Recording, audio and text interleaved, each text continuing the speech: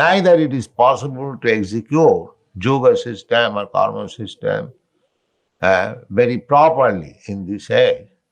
Therefore, the best contribution to the people of this age is Krishna consciousness. Immediately take to Krishna, directly take to Krishna, and your life will be successful. Krishna also says, Sarvadharman Parityaj.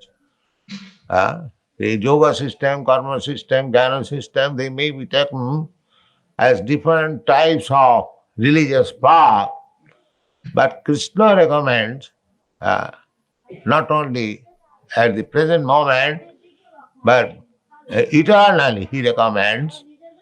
5,000 years ago, he said, Sarva dharman parityajya mamekam saranam. Uh, I will give you protection, ahamka sarvapa. Go on.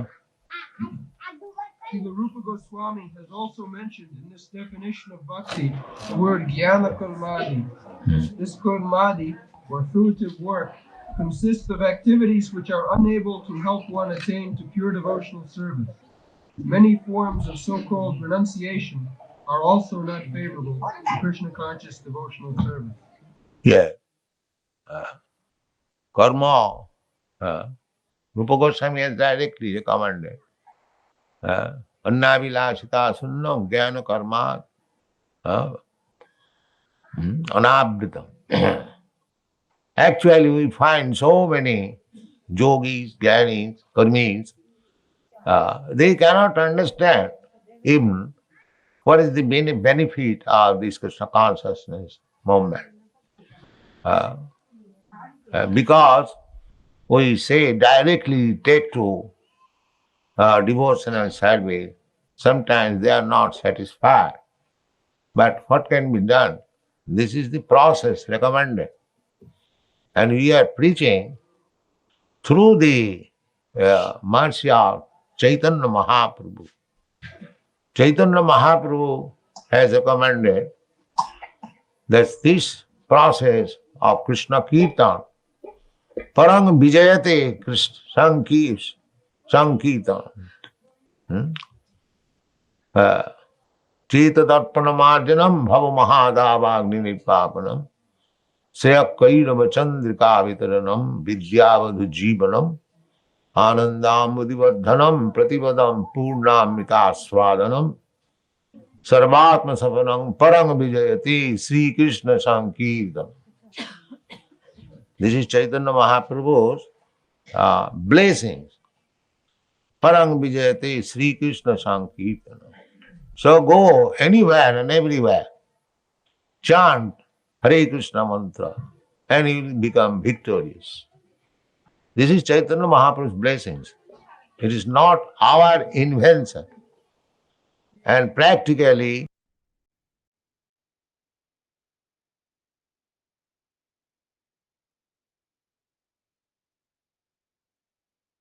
Hare Krishna Krishna Krishna Hare Hare Hare Ram Ram Ram Hare Hare.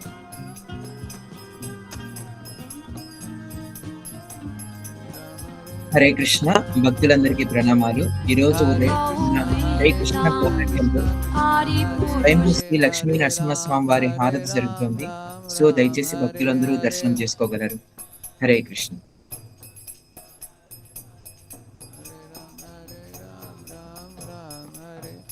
జయ రాధా గోవింద రాధా గోవింద రాధే.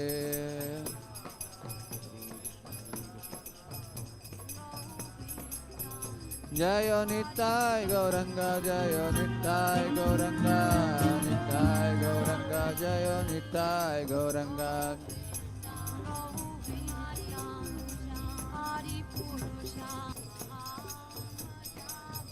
జయ శ్రీనివాస్ గోవింద జయ శ్రీనివాస్ గోవింద శ్రీనివాస్ గోవింద జయ Srinivas Govinda.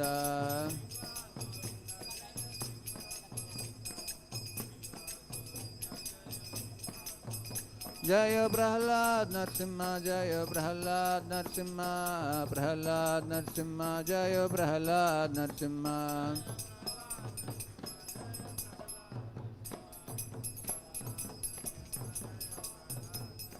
Jaya Jaya Prabhupada, Prabhupada, Prabhupada, Prabhupada.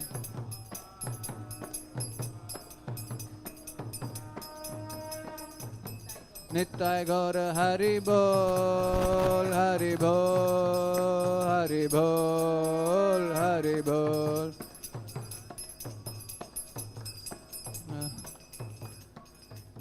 Nittai Gaur.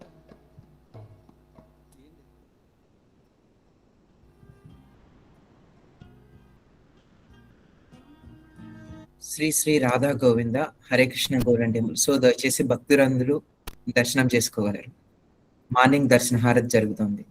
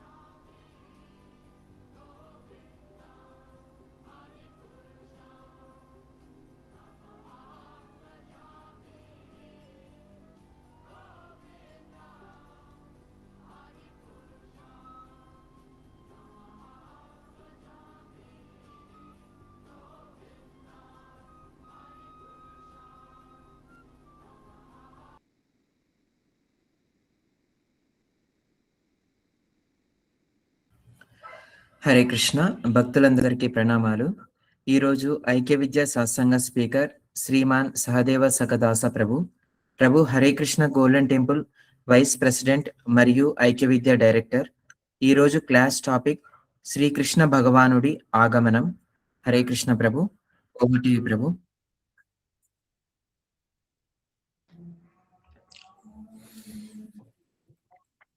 नमो ओम विष्णुपादाय कृष्णप्रेष्ठाय भूतले श्रीमते भक्तिवेदांत स्वामिनिति नामिने नमस्ते सारस्वते देवे गौरवाणी प्रचारिणे निर्विशेष शून्यवादी पाश्चात्य देशतारिणे जय श्री कृष्ण चैतन्य प्रभु नित्यानंद श्री अद्वैत गदाधर श्रीवासादि गौर भक्तवृंद. हरे कृष्ण कृष्ण कृष्ण हरे हरे, हरे राम राम राम हरे हरे. हरे कृष्ण कृष्ण कृष्ण हरे हरे, हरे राम राम राम हरे हरे. हरे कृष्ण कृष्ण कृष्ण हरे हरे, हरे राम राम राम हरे हरे. श्री राधा गोविंद की जय. पिताय गौरंग की जय. नरसिंह भगवान की जय. विश्व गुरु शिला प्रभुपाद की जय. गौर प्रेमानंद. हरि हरि हरि कृष्ण प्रभु दंडवत प्रणाम.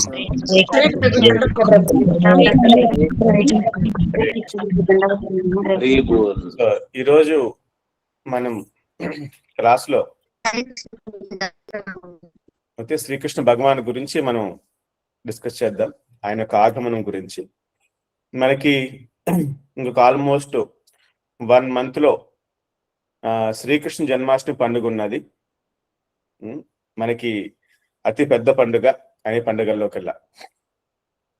సో దీన్ని అందరూ కూడా మీ ఇళ్లల్లో మీ ఊర్లో ప్లాన్ చేయండి మంచిగాని. ఉట్టి కొట్టడం కానీ, రకరకాల పిల్లల కాంపిటీషన్స్ కానీ, ఆ రోజు నగర సంకీర్తన కానీ, అదే రకంగా భగవంతునికి ఆ రోజు మంగళారతి నైవేద్యం కానీ ఇలాంటివన్నీ కూడా గ్రాండ్గా మీరు ప్లాన్ చేయండి. ఓకే.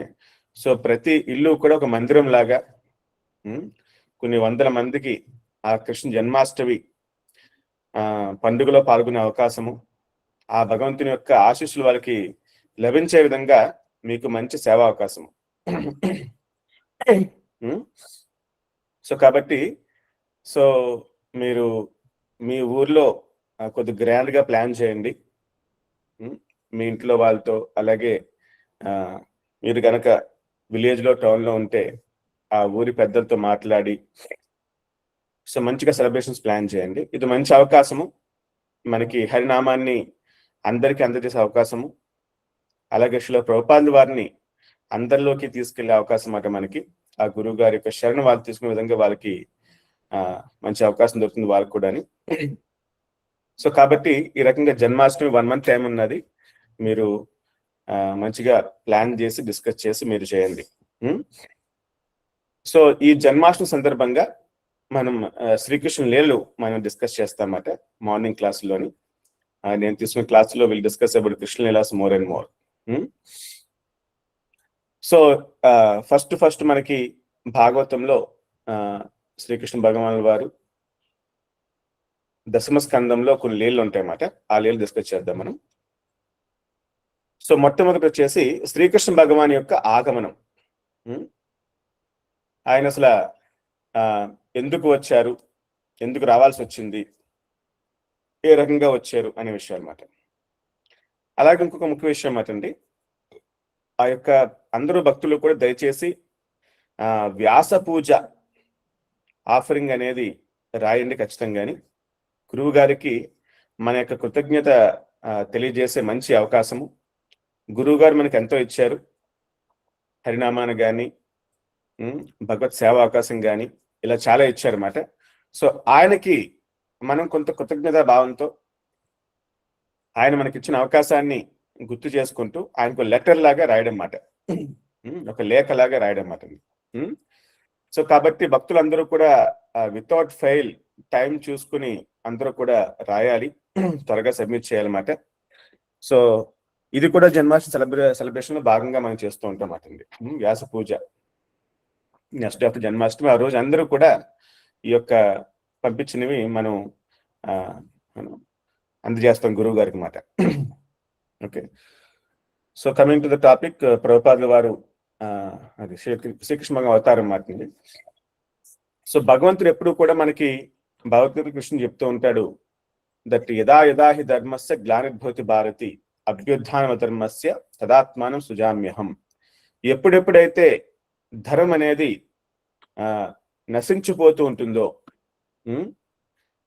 ఈ యొక్క రాక్షస ప్రవృత్తి కలవారు ధర్మాన్ని దిగజారుస్తూ ఉంటారో,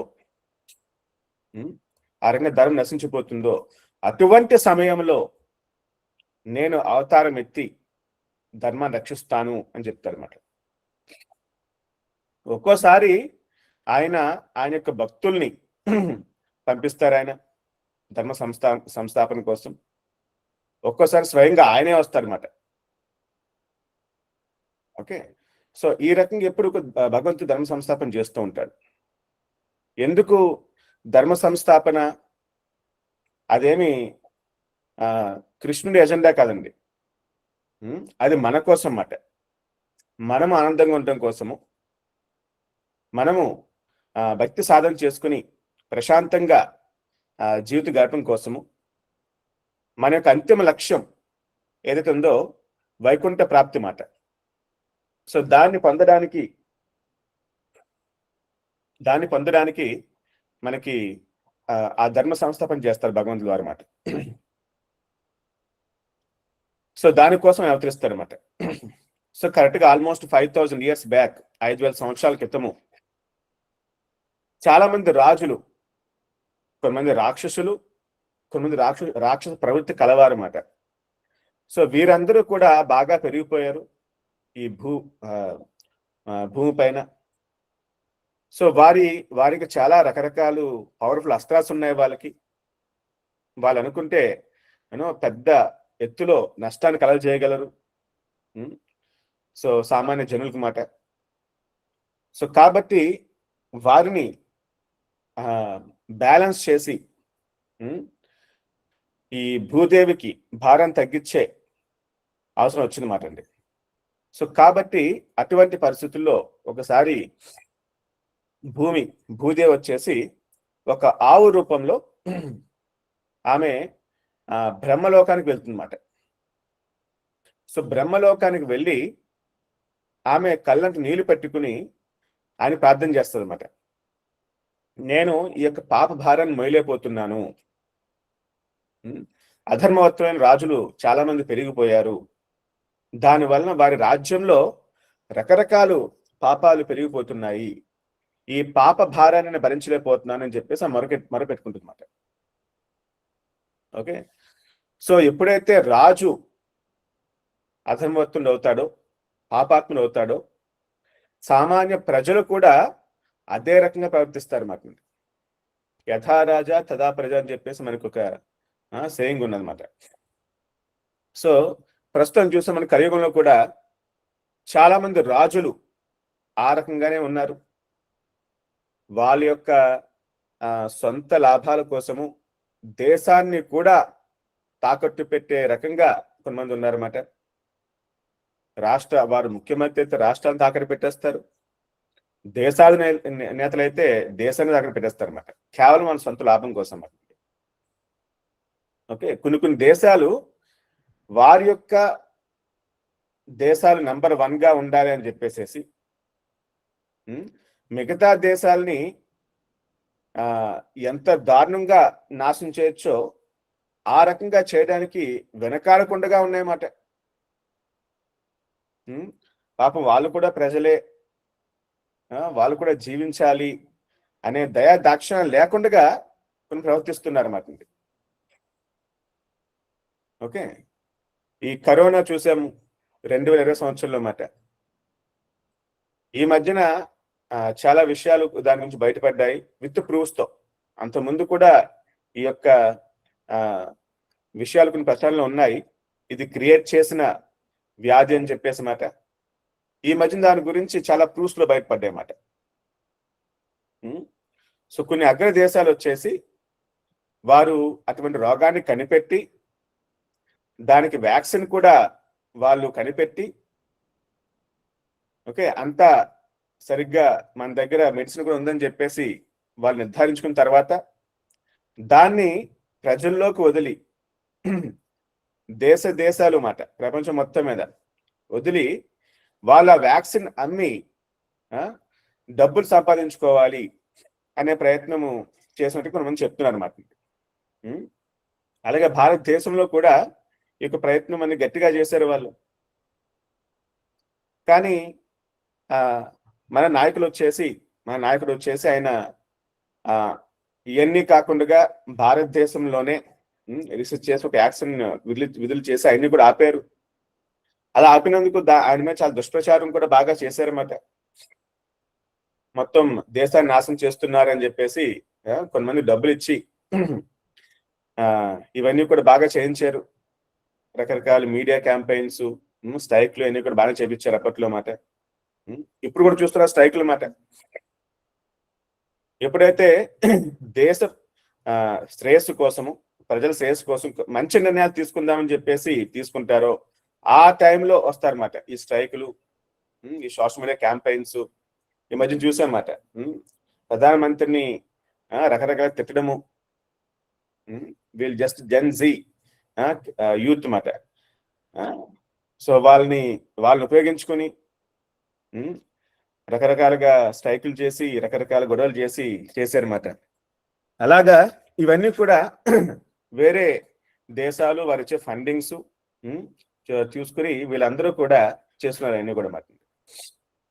ఈ రకంగా వాళ్ళ దేశం యొక్క ప్రాముఖ్యత కోసము మిగతా దేశాలు నాశనం చేసే ప్రక్రియ అనేది చాలా దేశాల్లో చేశారు ఇప్పటికే, మన దేశం చేస్తున్నారు అన్నమాట. కాబట్టి ఇటువంటి రాజులు, ఇటువంటి రాక్షసపోతు గలవారు ప్రపంచం మీద మొత్తం మీద చాలా మంది ఉన్నారన్నమాట. ఓకే, సో దానికి ఈ రకంగా ఇప్పుడే కాదు రకరకాల చోట్ల రకరకాల కాలాల్లో కూడా అలా చేసి ఉన్నారన్నమాట. సో ఎప్పుడైతే ఇటువంటి జరుగుతాయో మన కర్తవ్యంగా మనం సైలెంట్ గా ఉండకుండా మనం చేయాల్సింది మన ధర్మాన్ని మనం చేయాలన్నమాట. అటువంటి విషయాలు ఆపడానికి. సో నలుగురిలో చెప్పి వాళ్ళకి కొద్దిగా దాని యొక్క అవేర్నెస్ తీసుకురావాలన్నమాట. దాని గురించి ఏంటి ఇష్యూ అని చెప్పేసేసి మనం చేయగలిగితే ఇంకా కొన్ని చేయాలి. మన కర్తవ్యం, మన శక్తి వంచన లేకుండా మనం చేయాలన్నమాట. ఓకే, సో ఎప్పుడైతే ఇటువంటి అధర్మాలు బాగా పెరిగిపోతాయో, అన్కంట్రోల్డ్ గా పెరిగిపోతాయో, నియంత్రణ చాలా కష్టమవుతుందో అటువంటి సమయంలో సాక్షాత్తు భగవంతుడే వస్తారన్నమాట. సో ఆ రకంగా భూదేవి ఆ బ్రహ్మలోకానికి వెళ్ళి చాలా బాధపడుతూ తన పరిస్థితి చెప్పేసరికి సో బ్రహ్మ కూడా చాలా బాధపడతారు అనమాట. బ్రహ్మదేవుడు మాత్రం ఇమ్మీడియట్ గా ఇంకో క్షణం ఆలోచన చేయకుండా దేవతల్ని వెంట వేసుకుని ఆయన శివుడు గాని, భూదేవి గాని, ఇంద్రుడు గాని, ఇటువంటి దేవతలందరూ కూడా వెంటనే వారు వచ్చేసి శ్వేత దీపానికి వెళ్తారన్నమాట. మన యొక్క భౌతిక ప్రపంచంలోనే ధృవతార అని చెప్పేసి మనం ధృనక్షత్రం చెప్తూ ఉంటాం కదా, అక్కడ శ్వేత దీపం చెప్పేసి ఉంటుంది అన్నమాట. అది సాక్షాత్తు వైకుంఠలోకం అన్నమాట. అక్కడ ఏముంటుంది, ఎటువంటి సముద్రం ఉంటుంది ఎవరు చెప్పగలరా? శ్వేత ద్వీపంలో భగవంతుడు ఎటువంటి సముద్రం? Very nice, very nice. పాల సముద్రం అన్నమాట. యా, ఆ రకంగా పాల సముద్రం ఉంది అక్కడ. మనకి ఎలాగైతే నీళ్లు ఉన్నాయో అక్కడ పాలు ఉంటాయి అన్నమాట. ఇంకా భాగవతం చెప్తున్నమాట అండి, మనకి చాలా ద్వీపాలు ఉంటాయి అన్నమాట మన ఈ యొక్క భౌతిక జగత్తులోని, మనం ఉంటున్న జగత్తులోని. సో ఒకటి వచ్చేసి షుగర్ క్యాన్ జ్యూస్, చెరుకు రసంతో కొన్ని సముద్రం ఉంటుందంట. ఓకే, ఇంకోటి వచ్చేసి తేనెతో కూడిన సముద్రం ఉంటుంది మాట అండి. ఓకే, ఇంకోటి లిక్కర్, మద్యంతో కూడిన సముద్రం ఉంటుందంట. సో కాబట్టి రకరకాలుగా ఉంటాయి మాట అండి రకరకాల ద్వీపాల్లోని.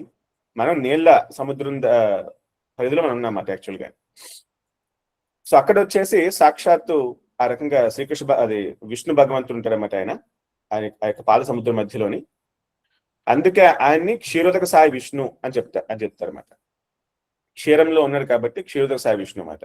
ఆయనే పరమాత్మ రూపంలో మన అందరి హృదయాల్లో ఉంటాడన్నమాట ఆయన. ఓకే, ఎప్పుడు కూడా మన హృదయంలో ఉండి అందరిని గైడ్ చేయడానికి ఆయన ఎప్పుడు ఇన్స్ట్రక్షన్ ఇస్తూ ఉంటాడు అన్నమాట పరమాత్మ రూపంలో. ఏది మంచి ఏది చెడు చెప్తూ ఉంటారు. కొన్ని మనం వింటూ ఉంటాము, కొన్ని వినమాట. మన అంతరాత్మ అనుకుంటాం కదా చాలాసార్లు. అంతరాత్మ అంటే ఆయన పరమాత్మ అని చెప్తున్న విషయాలు మాట్లాడి. ఓకే, ఒక్కోసారి మాయ కూడా చెప్తూ ఉంటుంది అన్నమాట. అది కూడా మనం అంతరాత్మ అనుకుంటాం మాట్లాడి. సో కేర్ఫుల్ గా మనం వీటిని అర్థం చేసుకోవాలి విషయాలు అన్నమాట. సో ఆ రకంగా పరమాత్మ రూపాయన హృదయంలో ఉండి మనకి ఎప్పుడు హెల్ప్ చేస్తూ ఉంటాడు అనమాట ఆయన. ఈ మధ్యన అయితే ఈ మధ్య నిన్ననే ఫ్రెండ్షిప్ డే జరుపుకున్నారు ప్రపంచం మొత్తం మీద అన్నమాట. సో ఎవరు నిజం ఫ్రెండ్ అంటే మనం ఒక విషయం అర్థం చేసుకోవాలన్నమాట. ఒక క్రైటీరియా ఉండాలన్నమాట. మనకి చాలా మంది ఫ్రెండ్స్ ఉన్నారు, స్కూల్లో ఫ్రెండ్స్ ఉన్నారు మనకి. ఇప్పుడు వాళ్ళు లేరు మనతోని. తర్వాత ఇంటర్మీడియట్ లో కూడా మనకి చాలా ఫ్రెండ్స్ వచ్చారు, కొత్త ఫ్రెండ్స్. ఇప్పుడు వాళ్ళు లేరు చాలా మంది. అదే రకంగా మనకి తర్వాత పీజీలో చాలా ఫ్రెండ్స్ వచ్చారు. బీటెక్ కానీ డిగ్రీ కానీ రకరకాలు కాలేజ్ జాయిన్ మరి చాలా ఫ్రెండ్స్ వచ్చారు. ఇప్పుడు వాళ్ళంతా చాలా మంది లేరు. ఇలా కొంతకాలం సరికి చివరికి మన అంతిమ సమయంలో మనతో పాటు మన ఫ్రెండ్స్ ఎవరు రారన్నమాట. ఇక్కడే వదిలేసేసి మనం వెళ్ళిపోతాం అన్నమాట. కానీ ఒక ఫ్రెండ్ ఉన్నాడండి, ఒక ఫ్రెండ్ ఉన్నాడన్నమాట. ఆ ఫ్రెండ్ ఎప్పుడూ కూడా మనతో పాటే ఉన్నాడు. చిన్నప్పటి నుంచి, స్కూల్ నుంచి, ఇంటర్మీడియట్ నుంచి, బీటెక్ నుంచి ఇప్పటి వరకు కూడా, తర్వాత జన్మల్లో కూడా. ఓకే, సో జన్మలకి మనతో ఉండి ప్రయాణించే ఒక మంచి మిత్రుడు అనమాట. ఆ మిత్రుడు ఎవరై అంటే సాక్షాత్ పరమాత్మ శ్రీకృష్ణ భగవానుడు. हरे कृष्ण प्रभु जी हरि भगवान की जय మనం ఫ్రెండ్స్ అంటే వాళ్ళు వీళ్ళు అని చెప్పేసి ఎక్కువ మనం వాళ్ళ కోసం ఆరాటపడకుండా శ్రీకృష్ణ భగవాన్నే మన నిజమైన మిత్రుడిగా భావించి అర్థం చేసుకుని మనం ఆ రకంగా మనం జీవిస్తే గనక మనకి ఎటువంటి బాధాబందీ ఉండదన్నమాట. ఫ్రెండ్స్ వస్తూ ఉంటారు, పునల్పతి ఉంటూ ఉంటారు, తర్వాత వెళ్ళిపోతూ ఉంటారు, బాధేస్తూ ఉంటుంది అన్నమాట. మన ఫ్రెండ్స్ అనే పేరుతో రకరకాలు విధంగా మనం మోసం చేస్తూ ఉంటారు. వాళ్ళు రకరకాలు సూటిపోటు మాట అన్నా సరే మనం వాళ్ళే మన ఫ్రెండ్స్ అని చెప్పి అనుకుంటాం అన్నమాట. కానీ ఇలాంటివన్నీ కాదండి. శ్రీకృష్ణ భగవాన్ మనకి రియల్ ఫ్రెండ్ అన్నమాట. ఇప్పుడు మన మంచి కోరుకునే మంచి మిత్రుడు, మనకి ఎప్పుడూ కూడా మనతో పాటు ఉండి దిశానిర్దేశం చేసే నిజమైన స్నేహితుడు అన్నమాట. అది మనం అర్థం చేసుకుని ఆ రకంగా మనం భగవంతునితో గనక మనం జీవిస్తే గనక మనకి ఎప్పుడు ప్రశాంతత, ఆనందము, సుఖ సంతోషం ఉంటాయి అన్నమాట.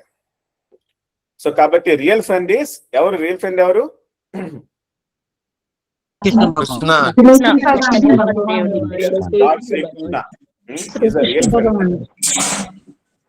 ఓకే, సో ఎవరినో కొన్ని ఫ్రెండ్స్ పేరు చెప్తారా? కృష్ణ ఫ్రెండ్స్ పేరు మన భాగవతం చాలా విని ఉంటాము.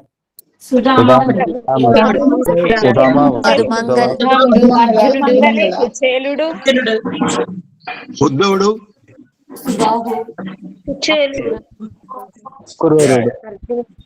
సో ఆ రకంగా కృష్ణుడి సమక్షంలో వాళ్ళు బాగా మంచిగా ఆనందంగా ఉన్నారా లేదా? వాళ్ళు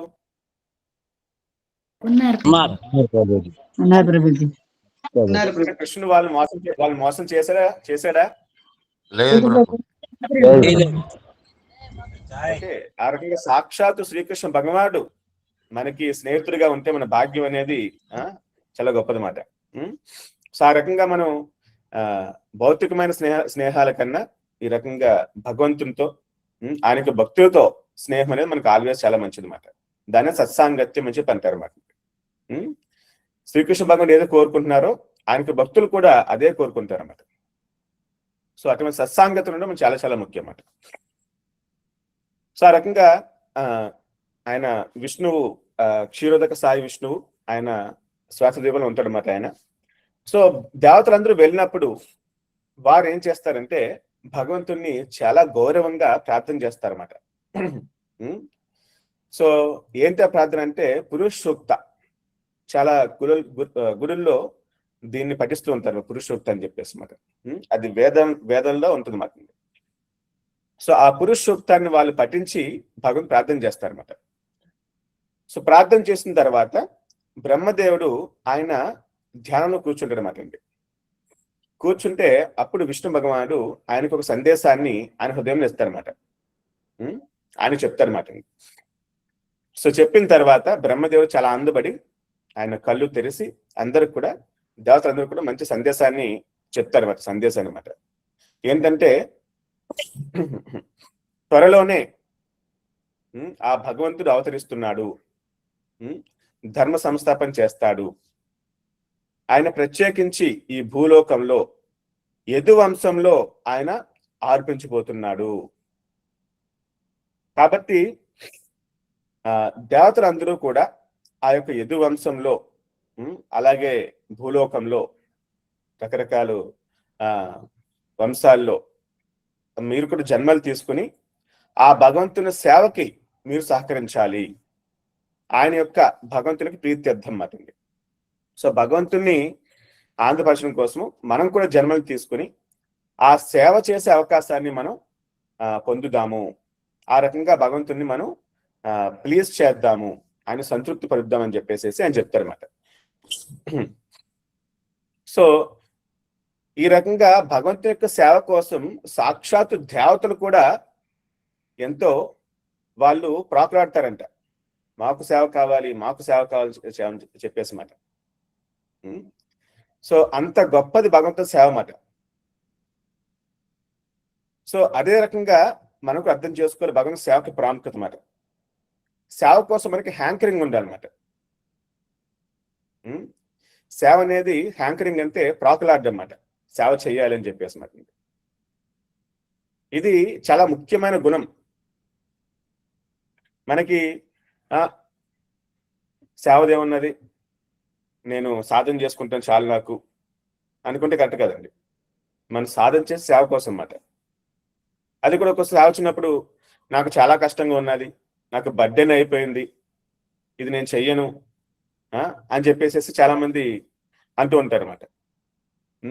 ఇటువంటి భావంతో మనం సేవ చేస్తే గనక మనకి దానికి ఫలితం అనేది సంపూర్ణంగా లభించదు. మన సేవ చేయాలంటే ఆ సేవ కోసము మన ఇంట్రెస్ట్ కానీ మన హ్యాంకరింగ్ కానీ అంటే ప్రాకులార్థం కానీ ఖచ్చితంగా మనకి ఉండాలన్నమాట. ఆ రకంగా చేసే సేవా భావన భగవంతుల్ని ప్లీజ్ చేస్తుందన్నమాట. మీరు చాలా పెద్ద పెద్ద సేవలు చేయొచ్చు, కానీ ఆ భావన సరిగ్గా లేకపోతే గనక అది భగవంతునికి చేరదు, సంపూర్ణంగా మనకి దాని యొక్క ఫలితం లభించదన్నమాట. సో కాబట్టి మనం సేవ చేయాలి, అది మనకు అవసరము. ఆ చేసే సేవ కూడా మనం సద్భావనతో భగవంతునికి ప్రీత్యర్థము చెయ్యాలి అనేసేసి ఆ భావనతో మనం ఖచ్చితంగా సేవ చేద్దాం. ఓకే.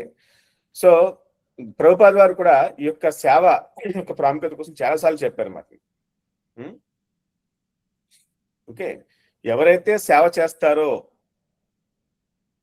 గురువు గారికి, శ్రీకృష్ణ భగవానులకి, వారే నిజమైన ప్రియమైన వారు అన్నమాట. ఓకే. సో మనం 16 మాలు జపం చేయొచ్చు. ఓకే. మనం గ్రంథాలు మొత్తం చదివి ఉండొచ్చు, భగవద్గీత, భాగవతం, చైతన్య చరితామృతం అన్ని చేసి ఉండొచ్చు, అన్ని తెలిసి ఉండొచ్చు. కానీ సేవ చేయకపోతే మాత్రం మీరు భగవంతుని యొక్క ప్రియమైన వారు కాదు.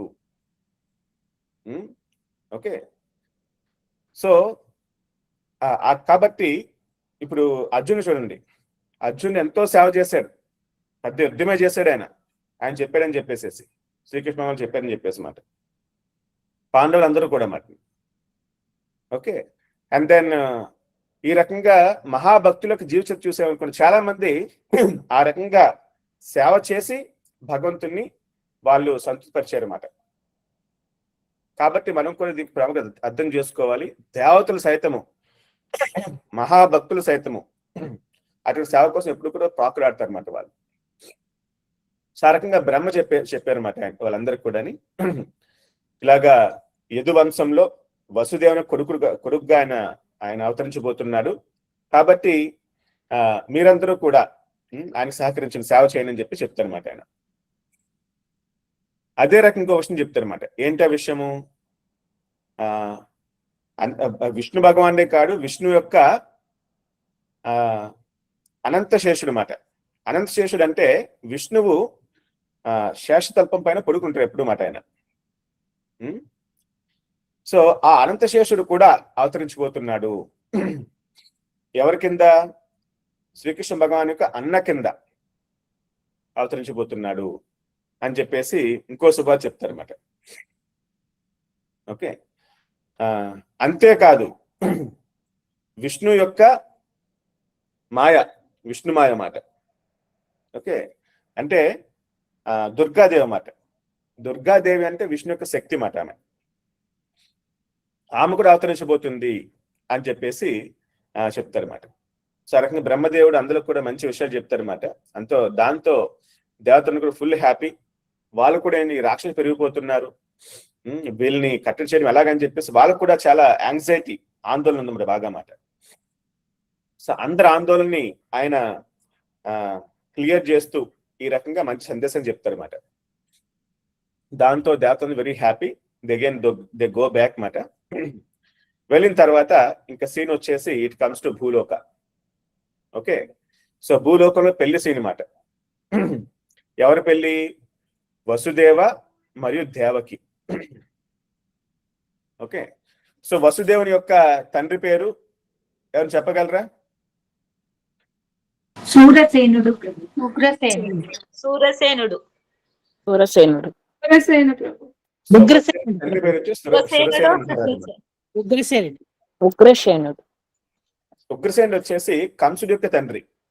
ఓకే, సురసేన మహారాజు వచ్చేసి వసుదేవుడి తండ్రి మాట. సో దేవకి దేవి యొక్క తండ్రి పేరు ఏమిటి? ఉగ్రసేన మహారాజ్. ఆమె తండ్రి పేరు దేవక. దేవక. ఓకే, అంటే ఓన్ ఫ్యామిలీ చెల్లి కాదు కానీ కంసుడికి దేవకి దేవి చిన్నాన్న కూతురు మాట. ఆ రకంగా మాట. సో ఈ రకంగా అక్కడంతా కూడా పెళ్లి సంబరాలు, చాలా గ్రాండ్ గా పెళ్లి జరుగుతుంది మొత్తం అంతా మాట. సో పెళ్లి జరిగిన తర్వాత పెళ్లిలో భాగంగా దేవక మహారాజు వచ్చేసి ప్రేమతో ఆ యొక్క కూతురికి ఆయన మంచి కట్నం ఇస్తారన్నమాట.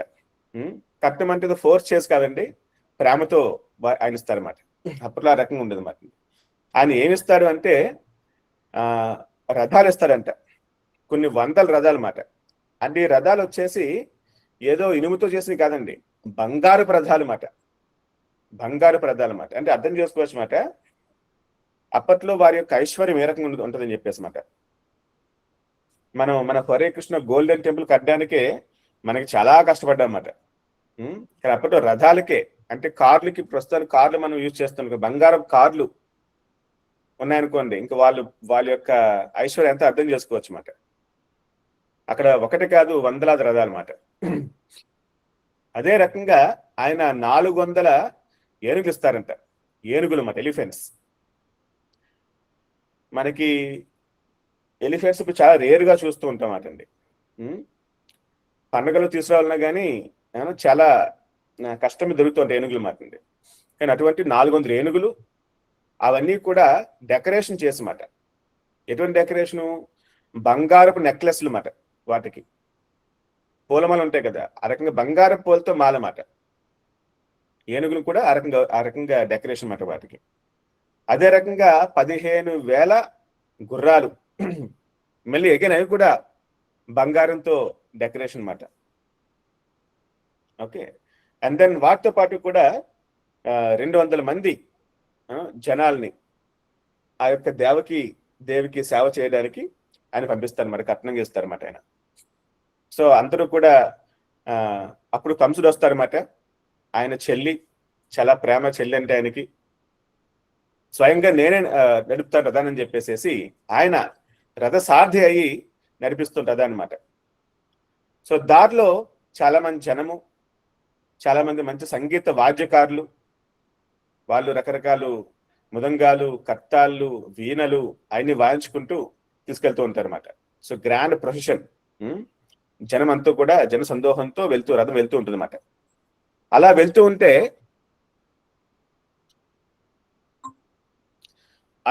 ఉంటే సడన్ గా ఆకాశంలో ఆకాశవాణి వస్తుందన్నమాట. ఏంటి ఆకాశవాణి? ఓ కంస, యూర్ ఎ ఫూల్, నువ్వు మూర్ఖుడివి. ఎందుకు మూర్ఖుడు అంటే, నువ్వు నీ చెల్లిని ఎంతో ప్రేమతో తీసుకెళ్తున్నావు, కానీ ఆమె యొక్క అష్టమ సంతానమే నీ మృత్యు కారణం అవుతుంది అని చెప్పేసేసి ఆ యొక్క ఆకాశవాణి వస్తుందన్నమాట. ఓకే, ఆ యొక్క ఆకాశవాణి వినగానే ఈయన మొత్తం మారిపోతారన్నమాట కంసుడు. అప్పటి వరకు ఎంతో ప్రేమ చూపించారు చెల్లి అంటే, అంతా ఆ యొక్క పెళ్లి సంబరము, ఆ యొక్క ఆహ్లాదమైన వాతావరణం మొత్తంతో ఉందన్నమాట. ఆయన ఎంత అందంగా ఉన్నాడు, సడన్గా మారిపోతారు అనమాట. ఎలా మారిపోతాడంటే, అంత ప్రేమతో ఉన్న చెల్లిని కత్తి తీసుకుని ఇమ్మీడియట్గా చంపేడే సిద్ధమైపోతారు అనమాట ఆయన. సాక్షాత్తు తన యొక్క చెల్లిని చంపేది సిద్ధమవుతారు అనమాట ఆయన. అంటే ఎంత క్రూడ్ ఒకసారి అర్థం చేసుకోవచ్చు అన్నమాట మనిషి, ఆ యొక్క కంసుడు అనేవారు అనమాట. సో ఆ రకంగా సిద్ధమయ్యేసరికి ఆమెకు జుట్టు పట్టుకుని జుట్టు లాగి, ఆమె పక్కనే వసుదేవుడు ఉన్నాడు, పెళ్లి కొడుకున్నాడు, అప్పుడే పెళ్లి అయింది, ఆమె యొక్క భర్త ఉన్నాడు అనమాట. ఏమి కేర్ చేయకుండా, జనాలు చాలా మంది ఉన్నారు, ఏం కేర్ చేయకుండా పట్టుకుని చెప్పి సిద్ధమవుతారు అనమాట. ఆ రకంగా సిద్ధమయ్యేసరికి ఇంకా వసుదేవుడు ఆయన రంగంలో దిగుతారు అనమాట. ఆయన మాటలు చాలా అద్భుతంగా ఉంటాయండి, వసుదేవుడు మాటల మాట. అది క్రైసిస్ మాట. కంసుడు చాలా కురుడు, అప్పుడే పెళ్లి అయింది, ఆయన ఆపాలి. ఆయన మాటలు చాలా బాగుంటాయి మాట. ఆయన చెప్పిన మాటలు మాట్లాడి, ఓ కంస, నువ్వు చాలా గొప్ప రాజువి, నువ్వు గొప్ప వీరుడివి. ఇటువంటి గొప్ప వీరుడివి ఈ రకంగా ఒక చిన్న అమ్మాయిని, అది కూడా నీ సొంత చెల్లెల్ని చంపడానికి, అది కూడా ఇటువంటి వివాహ సమయంలో చంపడానికి ఈ రకంగా నువ్వు పూనుకుంటే నీ కీర్తి ప్రతిష్టలు ఏమవుతాయి, జనాలు ఏమనుకుంటారు, ఇది సబబు కాదు. నువ్వెందుకు మృత్యు కోసం భయపడుతున్నా? నువ్వు మృత్యు అనేది ప్రతి వారికి ఎప్పుడో వచ్చేదే, ఎప్పుడో సమయంలో అన్నమాట. నువ్వు పుట్టిన వెంటనే నీకు మృత్యువు కూడా నీతో పాటు పుడుతుంది. ప్రతి సెకండ్ కూడా, ప్రతి రోజు కూడా మనం చనిపోతూ ఉన్నాం, మన ఆయుష్ క్షీణించిపోతూ ఉన్నది. ప్రస్తుతానికి నీకు ఒక 30 ఏళ్ళు అయితే గనక, అంటే నీ ఆయుష్లో 30 సంవత్సరాలు తరిగిపోయినాయి ఆడి కూడా. 30 సంవత్సరాలు అయిపోయింది, నీ మృత్యు ఇంకా చాలా దగ్గరలోనే ఉన్నది. కాబట్టి అటువంటి మృత్యు కోసం వీరుడు అనేవాడు, జ్ఞానం ఉన్నవాడు భయపడడు. ఓకే, సో కాబట్టి ఇటువంటి విషయాల కోసం నువ్వు అనవసరంగా కలత చెంది ఇటువంటి ఘోరాన్ని నువ్వు చెయ్యకు. అండ్ నీ చెల్లి పట్ల నువ్వు ఈర్ష్య, అసూయ కలిగి ఉండకు. ఎవరైతే అసూయ కలిగి ఉంటారో వాళ్ళకి ఎప్పుడు కూడా భయం ఉంటుందంట. Because envy is the cause of fear both in this world and next, when one is before Yamaraja. So ఎవరైతే అసూయ కలిగి ఉంటారో వాళ్ళకి అదే భయం కారణమవుతుందంట. ఈ జన్మలోని, వచ్చే జన్మలోని, అదే రకంగా యమధర్మరాజు ముందుకు వెళ్ళినప్పుడు కూడా భయానికి కారణమవుతుంది అన్నమాట. సో కాబట్టి అసూయ అనేది భక్తులకు ఉండకూడదు అన్నమాట. మనం అసూయ ఉందంటే ప్రభుపాద చెప్తారన్నమాట. అసూయ ఉందంటే మనకి ఇంకా భౌతిక ప్రపంచంలో ఉన్నట్టు మాట. మనం వైకుంఠంలో ఎవరికి అసూయ ఉండదు అన్నమాట. The moment you are this kind of envy ఉంటే గనక, అసూయ ఉంటే గనక మనం ఇంకా భౌతికమైన కాన్షియస్నెస్ లోనే అటువంటి జీవితమే గడుపుతున్నాం మనం అని అర్థం చేసుకోవాలన్నమాట. కాబట్టి ఇతరుల పట్ల మనం అసూయ అనేది మనం కలిగి ఉండకూడదు. ఎవరైనా మంచి సక్సెస్ వచ్చిన జీవితంలోని వాళ్ళు మంచి విజయం సాధించారు, వాళ్ళు మనం పొగడాలన్నమాట, మెచ్చుకోవాలన్నమాట అండి. అంతేగాని వాళ్ళకి అంత విజయం వచ్చింది అని చెప్పేసి నాకు రాలేదని చెప్పేసి ఆ రకంగా మనం భావించకూడదు. ప్రజల మధ్య, జనాల మధ్య పనిచేసే ఆఫీసులో కానీ లేదా ఇళ్లలో బంధువుల్లో కానీ ఇటువంటి అసూయలు చాలా ఉంటాయన్నమాట. ఇంకో కుటుంబం యొక్క పిల్లవాడు మంచి జాబ్ వస్తే లేదా వారి అమ్మాయికి మంచి వివాహం కుదిరితే మిగతా వాళ్ళకి అసూయ వస్తుందన్నమాట. ఏదో చేయాలి, ఆపాలని ప్రయత్నిస్తూ ఉంటారు. అలాగే ఆఫీస్లో మాట బాగా పని చేసామనుకోండి, అసూయ వస్తుందన్నమాట కొంతమందికి మాట. సో కాబట్టి ఇటువంటి అసూయలు దూరంగా ఉండాలన్నమాట. అసూయ ఉన్నదంటే మనకి అది భయానికి కారణం అవుతుంది ఖచ్చితంగా ఫ్యూచర్లో, ఈ జన్మలోని, వచ్చే జన్మలోని, అలాగే యమ సదనంలో కూడా అది మనకి భయానికి కారణం అవుతుంది అన్నమాట. సో కాబట్టి అటువంటి అసూయను కలిగి ఉండకు. సో ఆమెను యొక్క చెల్లెలు, చిన్న చెల్లెలు, చాలా చిన్న పిల్ల, దయచేసి నువ్వు ఆ రకంగా చేయొద్దు. ఈ రకంగా చేసావంటే నీ కీర్తి ప్రతిష్టలు మొత్తం కూడా పోతాయి అని చెప్తారన్నమాట. కానీ కంసుడెవడు? రాక్షస ప్రవృత్తి కలవాడనమాట. ఆయనకి రాక్షస గుణాలు బాగా ఉన్నాయి. ఆయన సాక్షాత్తు రాక్షసుడే చెప్పాలంటే. ఆయన పేరు కాలనేమి, పూర్వజన్మలో అన్నమాట. సో కాలనేమి అంటే మనకి రామాయణంలో కథ వస్తుంది అన్నమాట. ఒకసారి ఈ యొక్క లక్ష్మణుడు పడిపోతాడనమాట. ఆ యొక్క బాణం తగిలి, రావణ వేసిన బాణం తగిలి పడిపోతాడనమాట ఆయన. సో పడిపోయేసరికి వెంటనే ఈ యొక్క హనుమంతుల వారు సంజీవని పర్వతం కోసం వెళ్తారు హిమాలయాలు అనమాట. సో వెళ్తూ ఉంటే ఈయన ఏదో రకంగా ఆపాలి అని చెప్పేసి కాలనేమి అనే రాక్షసుడు అన్నమాట, రావణుడి యొక్క ఆయన బంధువు అవుతాడు అన్నమాట, కొద్దిగా తమ్ముడు లాంటి సంథింగ్ ఆ రకంగా బంధుత్వం ఉంటుంది ఆయనకి. ఆయన ఏం చేస్తాడంటే ఆ మార్గ మధ్యలో ముందే వెళ్ళిపోయి అక్కడ ఒక సాధు వేషంలో కూర్చుంటాడు అనమాట. మంచి ఆశ్రమాన్ని ఆయన క్రియేట్ చేస్తారు వెంటనే అన్నమాట. సో పిలుస్తారు అన్నమాట హనుమంతుని, వెళ్ళి హనుమంతుని అన్నమాట, హనుమాన్ నువ్వు కాసేపు ఇక్కడ ఉండి సేద తీర్చుకుని నువ్వు వెళ్ళు, నీ పని ఖచ్చితంగా విజయవంతం అవుతుందని చెప్తారన్నమాట. ఓకే, పెద్ద సాధువు రూపంలో ఉంటారన్నమాట ఆయన. సో హనుమంతుడు వారు ఏం చేస్తారంటే ఈ రకంగా సాధువు పిలిచారని చెప్పేసి ఆయన అక్కడ దిగుతారన్నమాట. దిగితేని ఇక్కడే పక్కనే ఒక చెరువు ఉన్నది, ఆ చెరువు స్నానం చేసిరా అని చెప్తారన్నమాట. స్నానం చేయడానికి వెళ్ళినప్పుడు ఏమవుతుందంటే అక్కడ ముసలి ఒకటి హనుమంతుల వారిని అటాక్ చేస్తుందన్నమాట. అటాక్ చేస్తే హనుమంతుల వారు దాన్ని చంపేస్తారన్నమాట. చంపేస్తే యాక్చువల్గా ఆ యొక్క ముసలి వచ్చేసి అప్సరస శాపము వలన ఆ రకంగా ఆమె ముసలిగా ఉంటుందన్నమాట ఆ యొక్క సరస్సులో మాట.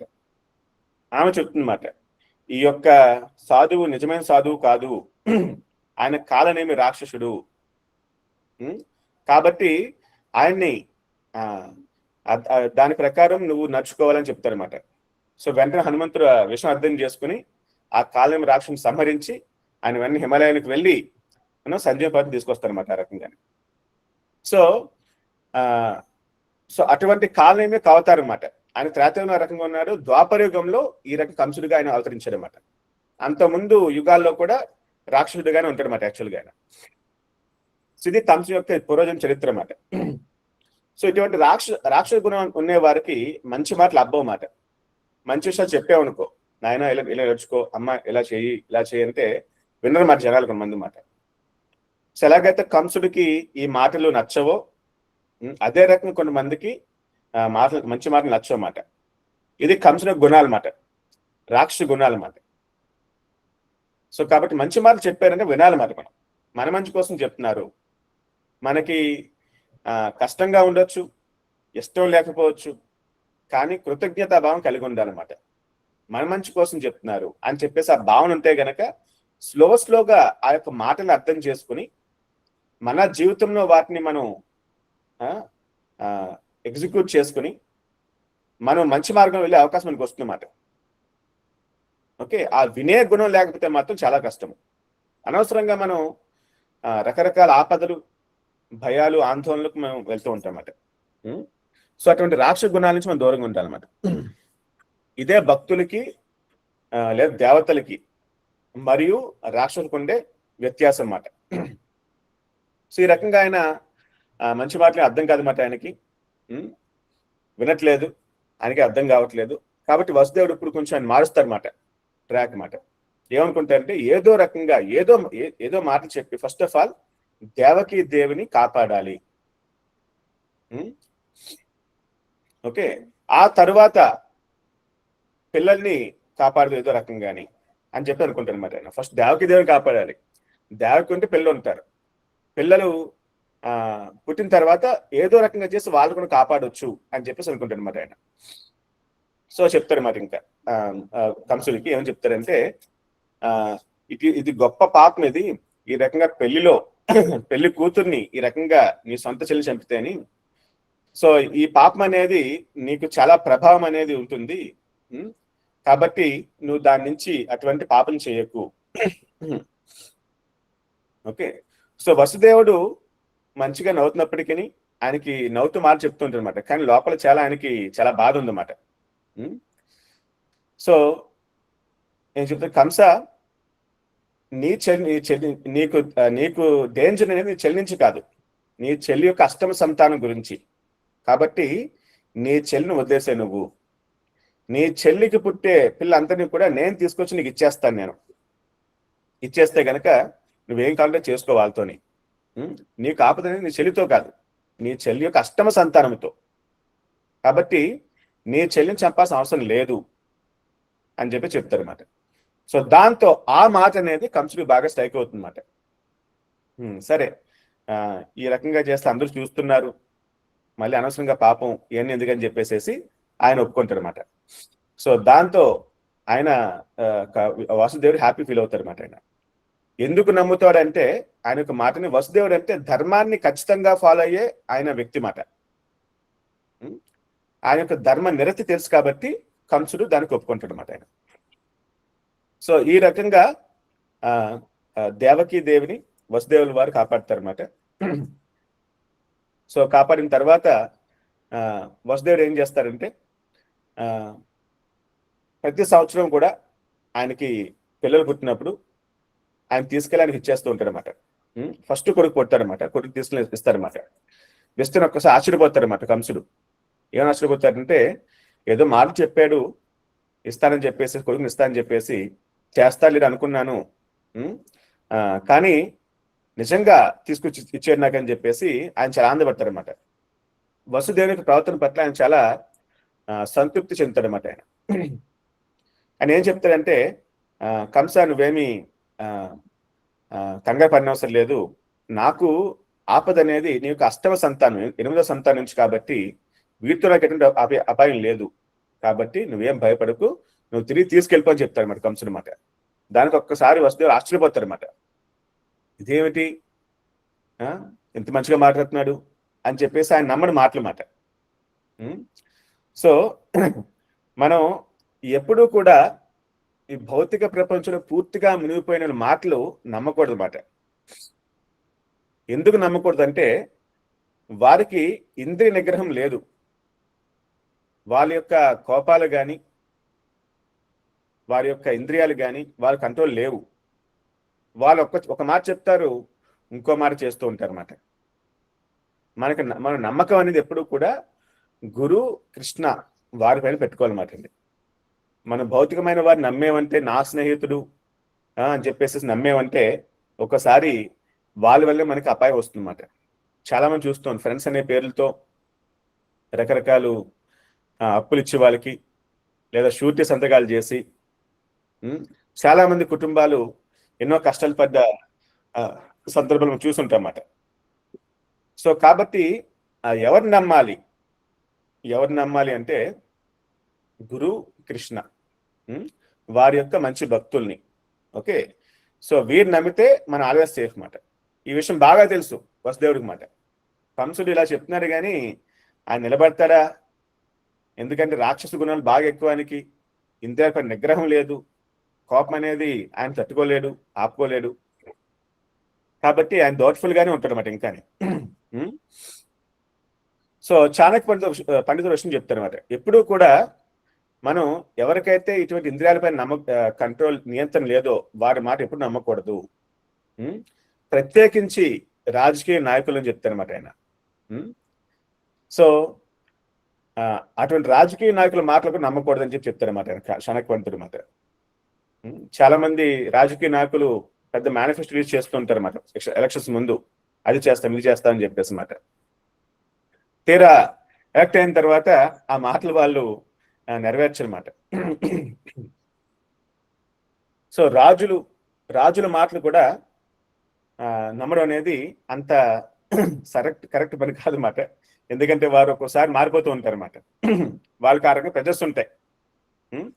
సో కాబట్టి భగవంతుడు, గురువు గారు, ఆయన యొక్క మంచి భక్తులు, వారి మాటలు విని మనం ఉంటే గనక మన ఆల్వేస్ సేఫ్ అన్నమాట. సో ఆ రకంగా వసుదేవం పంపించేస్తాడు ఆయన. పంపించేసిన తర్వాత మరి నారదం ఉన్నాడు కదా, నారదముని వారు అన్నమాట. వారు మరి కంసుడు ఈ రకంగా అకృత్యాలు చేయకపోతే భగవంతుడు ఎప్పుడు వస్తాడు, ఆయన రాకపోతే మరి ధర్మ సంస్థ ఎప్పుడు జరుగుద్ది, ఇదంతా కూడా మొత్తం లేట్ అయిపోతుంది, ఆలస్యం అయిపోద్ది అని చెప్పేసి ఆయన వస్తాడనమాట. ఎవరి దగ్గరకు వస్తాడు? కంస దగ్గరకు వస్తాడనమాట. కంస, నీకు అర్థం కావట్లేదు, నేను విషయం చెప్తాను. నేను ఈ యొక్క వసుదేవుడు, నీ కుటుంబకులందరూ కూడా దేవతల యొక్క అవతారాలు.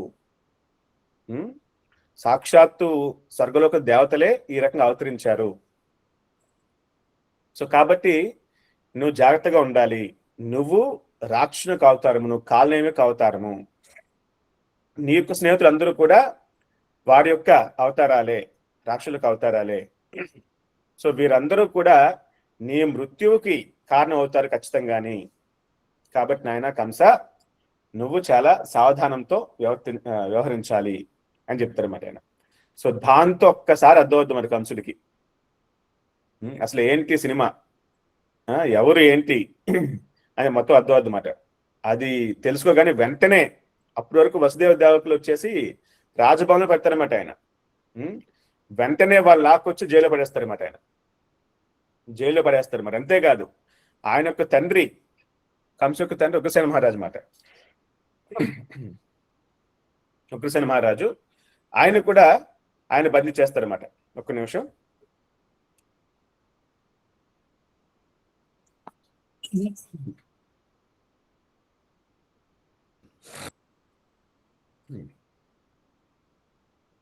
సో ఆయన బంధించేసి, అలాగే రకరకాల యదు వంశస్థులందరినీ కూడా, వృష్ణి అందరూ కూడా యదు వంశస్థులు మొత్తం అన్నమాట, వారిని కూడా పట్టుకుని జైలు వేస్తారన్నమాట. ఈయన యొక్క బాధ పడలేక చాలా మంది పారిపోతారన్నమాట. రకరకాల రాజ్యాలు పారిపోతారన్నమాట వాళ్ళు. సో వాళ్ళు పారిపోయిన తర్వాత ఈయన కంసుడు ఏం చేస్తారంటే అంత రాక్షసులతో, రకరకాల రాక్షసులతో మాట్లాడింది. ఎవరు రాక్షసులు అంటే ఫళంబాసుర, బకాసుర, చానూర, తృణావత్ర, అగాసుర, ముష్టిక, అరిష్ట, ద్విధ, పూతన, కేశి, ధేనుకాసుర, ఇటువంటి రాక్షసులు మొత్తం కూడా ఆయన వాళ్ళతో సంబంధం ఏర్పరచుకుని, ఆయన యొక్క మామగారు అన్నమాట, కంసుడు యొక్క మామగారు వచ్చేసి జరాసంధుడు అన్నమాట. ఆయనకి ఇద్దరు కూతుర్లను కూడా కంసుడికి వివాహం చేస్తారనమాట. ఓకే, ఆయన యొక్క సహకారంతో ఈ రాక్షసులతో ఒక మంచి పవర్ఫుల్ రాజ్యాన్ని స్థాపిస్తారన్నమాట. ఎవరు ఏం చేయలేటువంటి రాజ్యం స్థాపిస్తారన్నమాట. స్థాపించిన తర్వాత ఇంకా రకరకాల అకృత్యాలు చేస్తుంటారు ప్రజలపైన. మాట శక్తి బాగా వచ్చేసింది కదా. ఎప్పుడైతే రాక్షసులకి, అధర్మవత్తులకి శక్తి వస్తుందో వాళ్ళు చేసే మొట్టమొదటి కార్యక్రమం వచ్చేసి ప్రజలు హింసించడం అన్నమాట. అదే ఆయన మొదలు పెడతారన్నమాట. రకరకాల కష్టాలు పాలు చేస్తుంటారు అన్నమాట. సో ఈ రకంగా ఆయన బాధపెడుతుంటారు అనమాట. సో దాంతో వాళ్ళ కష్టాలు ఇంకా పాపం ఎవరికి చెప్పుకోలేరు, రకరకాల బాధపడుతూ ఉంటారు. యదువంశస్తులు కానీ ఆ యదువంశ రాజ్యంలో ప్రజలు కానీ బాధపడుతూ ఉంటారు అనమాట. సో నెక్స్ట్ ఏమవుతుంది, ఏ రకంగా శ్రీకృష్ణ అవతరిస్తారని చెప్పేసి మనం నెక్స్ట్ క్లాస్ లో మనం డిస్కస్ చేద్దాం. Okay, so any questions, any clarifications on this? Hare Krishna. భక్తులకు ఎవరికైనా సందేహాలు ఉంటేనా దయచేసి హ్యాండ్ రైజ్ చేయగలరు.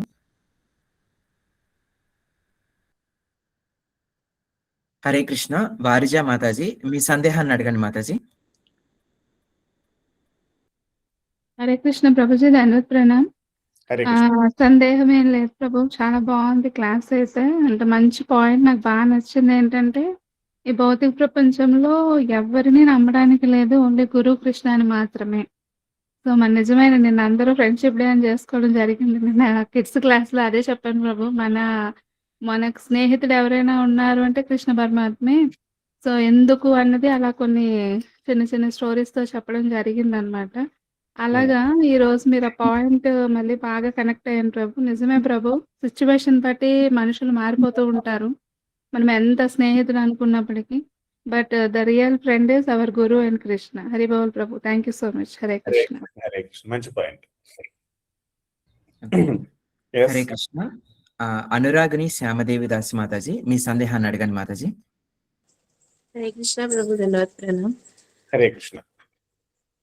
ప్రభు, అది నేను మొన్న ఒకసారి ఒక ఆయన చెప్తే విన్నాను. ఏంటంటే మనం ఇప్పుడు భగవంతుడితోటి సఖ్యాభావంతో ఉంటాము. ఇవన్నీ భావాల కన్నా కూడా మా రాధారాణి భావం, మాధుర్య భావం కదండి ప్రభు. ఆ భావంలోకి వెళ్ళేకే మనము భగవంతుని చేరుకుంటాము అని చెప్తున్నారు ప్రభు. అది ఎంతవరకు కరెక్ట్ అండి? నో, ఆ రకంగా కరెక్ట్ కాదు మాతాజీ. అందరూ కూడా ఆడి మనకు సంబంధం ఉంది భగవంతునితో అన్నమాట. ఓకే, మనం భగవంతుని యొక్క ఫ్రెండ్ కావచ్చు, లేదా ఆయన యొక్క సేవకుడు కావచ్చు, లేదా శాంత రసంలో మనం ఉండుండొచ్చు, లేదా వాత్సల్య రసం అంటే భగవంతుని యొక్క తల్లిదండ్రులుగా మన సంబంధం ఉండొచ్చు. ఓకే, అలాగే గోపికలు గాను భార్యలు గాను సంబంధం ఆల్రెడీ మనకు ఉందన్నమాట, సంబంధం మాట్లాడింది. సో మనం ఆ సంబంధాన్ని మనం తిరిగి పునరుద్ధరించుకోవాలన్నమాట. మర్చిపోయాం ప్రస్తుతానికి అనమాట. అది మనం ఫర్గాట్ దట్ రిలేషన్షిప్ మాట్లాడింది. కాబట్టి మనం తిరిగి భక్తి సాధన చేసి దాన్ని మనం ఎస్టాబ్లిష్ చేసుకోవాలన్నమాట. Then will be in Vaikuntha. ఇప్పుడు ఆయన చెప్పిన పాయింట్ ప్రకారం వెళ్ళామనుకోండి, వైకుంఠంలో గోపికలు తప్ప ఇంకెవరు ఉండకూడదు అన్నమాట, ఇంకెవరు ఉండకూడదు. కానీ వైకుంఠంలో గోపికలు ఉన్నారు. ఓకే, అదే రకంగా గోప బాలురు ఉన్నారు, అదే రకంగా ఆవులు ఉన్నాయి, ఆయన యొక్క సేవకులు ఉన్నారు, ఆయన యొక్క ఫ్రెండ్స్ ఉన్నారు, ఆయన యొక్క తల్లిదండ్రులు ఉన్నారు, అందరూ ఉన్నారన్నమాట. ఓకే, సో కాబట్టి మనకు ఆడి ఒక సంబంధం ఉన్నది భగవంతునితోని. మన ఆ సంబంధాన్ని మనం సాధన బాగా చేసి దాన్ని ఎస్టాబ్లిష్ చేసుకోవాలన్నమాట. మళ్ళీ మనం మర్చిపోయాం ప్రస్తుతానికి. సో కాబట్టి ఇది ముక్తి అంటే. ముక్తి అంటే ఏంటి? ముక్తిర్హిత్వ అనితా రూపేణ స్వరూపేణ వ్యవస్థితి. మన నిజమైన స్వరూపం ఆయన భగవంతు సేవకుడు, ఆయనకు సేవకుడుమా, లేకపోతే మన వైకుంఠంలో ఒక ఆవమా, ఆయన ఒక ఫ్రెండా అని చెప్పేసి మాట. అది మన స్వరూపం మాట. ఆ స్వరూపాన్ని తిరిగి మనం పెంపొందించుకోవడమే, సాధించుకోవడమే ముక్తి మాట.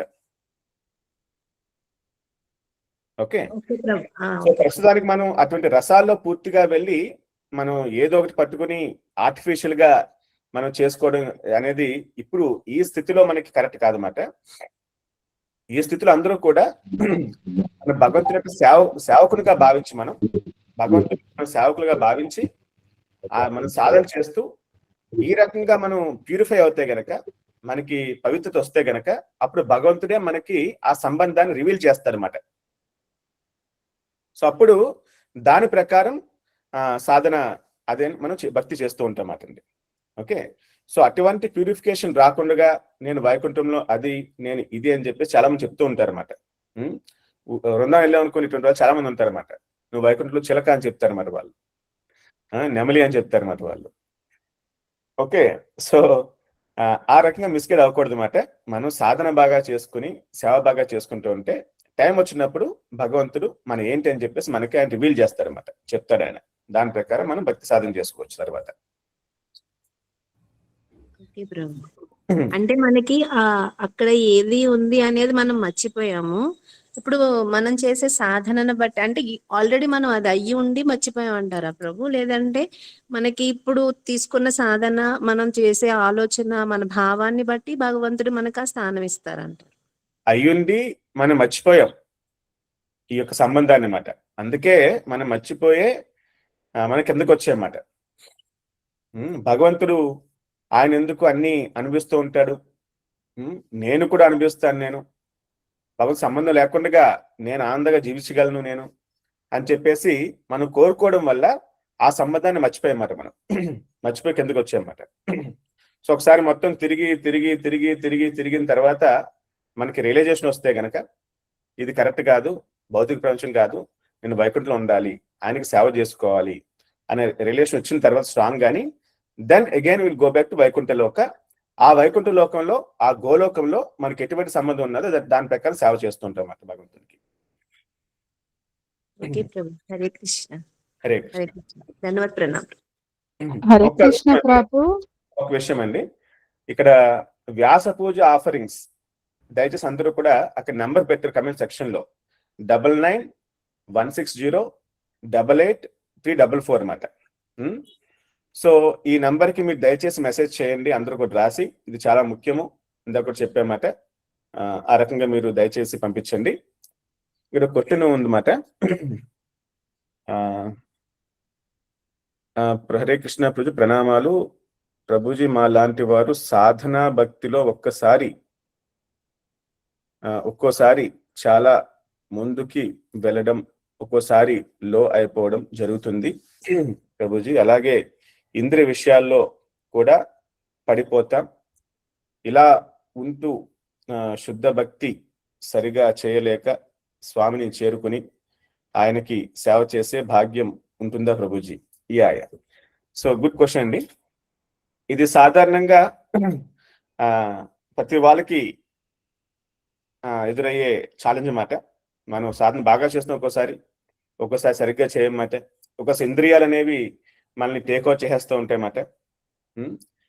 సో ఎలాగైతే చిన్నపిల్లవాడు నడక నేర్చుకుంటున్నప్పుడు ఆయన నడుస్తూ ఉంటాడు, పడిపోతూ ఉంటాడు అనమాట. మళ్ళీ లెగుస్తాడు, మళ్ళీ నడుస్తాడు, మళ్ళీ పడిపోతాడు అనమాట. సో కాబట్టి అలా చేయగా అతను ఒకరోజు ఆ పిల్లవాడు నడుస్తాడు ప్రతిరోజు అన్నమాట, వితౌట్ పడిపోకుండా అనమాట. సో కాబట్టి మనం కూడా అటువంటి స్థితిలో ఉన్నాం ప్రస్తుతానికి. మన భక్తి సాధన బాగా చేస్తూ ఉంటాము, ఒక్కోసారి పడిపోతూ ఉంటాం అన్నమాట. మళ్ళీ లెగుస్తాము, మళ్ళీ చేస్తాం, మళ్ళీ పడిపోతాం అన్నమాట. సో ఈ రకంగా చేయగానే మనకి ఎప్పుడూ కూడా భక్తిలో పడిపోకుండా నిలబడే శక్తి వస్తుంది అన్నమాట. సో కాబట్టి మనం చేసే సాధన అనేది ఒక్కోసారి అటు ఇటు అవుతున్నా సరే మనం దాన్ని వదిలేయకుండా మనం చేయాలన్నమాట. గురువుగారు క్వశ్చన్ చెప్తారన్నమాట ఇక్కడ. ఇఫ్ యు ఆల్వేస్ చాన్ హరే కృష్ణ, మేము ఎప్పుడు కూడా హరే కృష్ణ జపం చేస్తూ ఉంటే గనక, అలాగే రీడ్ మై బుక్స్, ఆయన ఇచ్చిన గ్రంథాలు చదువుతూ ఉంటే గనక, and please this philosophy sincerely, ఈ రకంగా భగవంతుని యొక్క జ్ఞానాన్ని ప్రచారంగా, మన సేవగా అందరికి ప్రచారం చేస్తే గనక, Krishna will provide you all facility. మన భక్తికి ఏం అవసరమో అవన్నీ కూడా ఆయన మనకి ఏర్పాటు చేస్తారంట. And you will not fall down into material entanglement.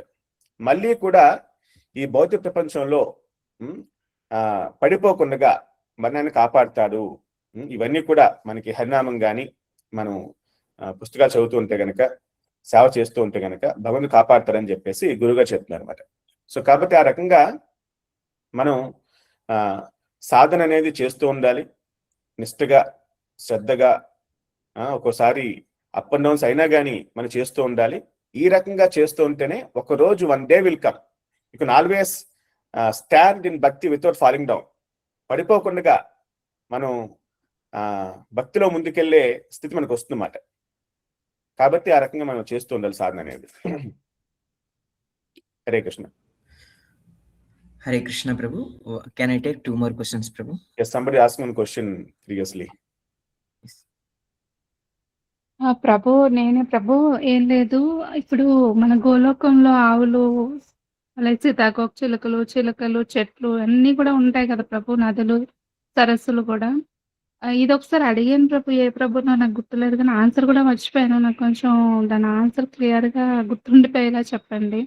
అంటే ప్రభు, మామూలుగా భౌతిక ప్రపంచంలో మనము వేసే వస్త్రధారణ బట్టి మనము చెట్టుగా కూడా పుడతాము అని కూడా విన్నాం కదా!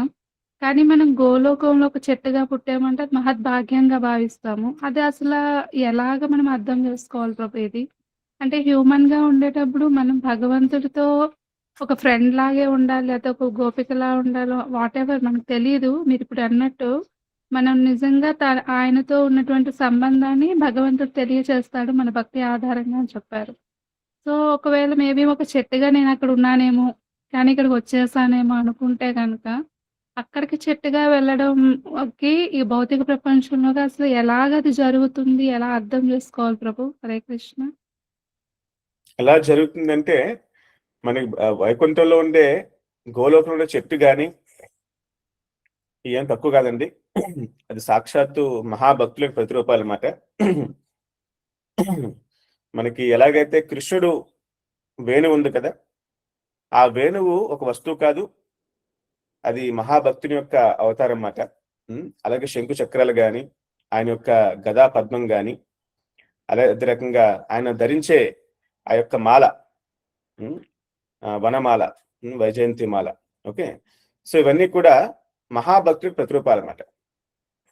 సో మనకి అటువంటి అవకాశం వచ్చిందండి. వైకుంఠంలో ఒక చిన్న ధూళి కణంలో ఉన్నా కానీ మనకు ఎంతో భాగ్యం అన్నమాట. అది అర్థం చేసుకోవాలి. మరి ఏది తక్కువ కాదు, ఏది ఎక్కువ కాదు అన్నమాట అక్కడ. ఓకే, ఒక ఎగ్జాంపుల్ చెప్తాను అనమాట. ఒక కుండ, చిన్న కుండ ఉన్నది, పెద్ద కుండ ఉన్నది.